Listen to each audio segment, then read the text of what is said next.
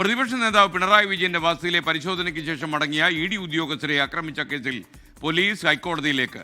9-ാം പ്രതി ഹരീഷ് കുമാറിന്റെ ജാമ്യം റദ്ദാക്കണമെന്നാണ് പോലീസ് ഹർജിയിൽ ആവശ്യപ്പെടുക. മ്യൂസിയം SHO ഇന്ന് ഡയറക്ടർ ജനറൽ പ്രോസിക്യൂഷനെ കാണും. റിനു ശ്രീധർ വിവരങ്ങളുമായി ചേരുന്നു. റിനു, വിവരങ്ങൾ.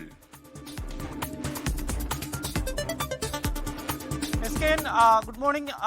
ഇ.ഡി. ഉദ്യോഗസ്ഥരെ ആക്രമിച്ച കേസുമായി ബന്ധപ്പെട്ടുകൊണ്ട് നിലവിൽ 9-ാം പ്രതി ഹരീഷിന് മാത്രമാണ് ജാമ്യം ലഭിച്ചിരിക്കുന്നത്. അത് പബ്ലിക് പ്രോസിക്യൂട്ടർ കൂടിയായിട്ടുള്ള അഡ്വക്കേറ്റ് ഗീനാകുമാരി മൗനാനുവാദം നൽകി എന്നുള്ളതാണ്. കോടതിയിൽ ഒരു തരത്തിലും എതിർത്തില്ല ഈ ജാമ്യ ഹർജിയെ. അതുകൊണ്ടാണ് ജാമ്യം ലഭിച്ചത് എന്നുള്ള ആരോപണമാണ് ഉയർന്നു നിൽക്കുന്നത്. ഇ.ഡി. കക്ഷി ചേരുകയും ഈ കേസുമായി ബന്ധപ്പെട്ടുകൊണ്ട് 9-ാം പ്രതിയായിട്ടുള്ള ഹരീഷിന്റെ ജാമ്യം റദ്ദു ചെയ്യണമെന്ന് ആവശ്യപ്പെട്ടുകൊണ്ട് ഹൈക്കോടതിയിലും സമീപിച്ചിരിക്കുന്ന ഒരു സാഹചര്യമുണ്ട്. ഇപ്പോൾ ഇതാ അന്വേഷണ ഉദ്യോഗസ്ഥനായിട്ടുള്ള മ്യൂസിയം SHOയും ഹൈക്കോടതിയെ സമീപിക്കാൻ ഒരുങ്ങുകയാണ്. ഇന്നിപ്പോൾ ഹർജി നൽകുമെന്നുള്ള വിവരമാണ് നമുക്ക് ലഭിക്കുന്നത്. ഒപ്പം ഡയറക്ടർ ജനറൽ ഓഫ് പ്രോസിക്യൂഷനെയും SHO ഇന്ന് കാണുകയും അപേക്ഷ നൽകുകയും ചെയ്യും. ഈ കേസുമായി ബന്ധപ്പെട്ടുകൊണ്ട് ഒരു സ്പെഷ്യൽ പ്രോസിക്യൂട്ടറെ നൽകണമെന്ന ആവശ്യമാണ് SHO മുന്നോട്ട് വെക്കുന്നത്. ഒപ്പം ഹരീഷിന്റെ ജാമ്യം റദ്ദു ചെയ്യണമെന്ന് ആവശ്യപ്പെട്ടുകൊണ്ട് ഹൈക്കോടതിയെ സമീപിച്ച് ഹർജി നൽകുകയും ചെയ്യും. SKN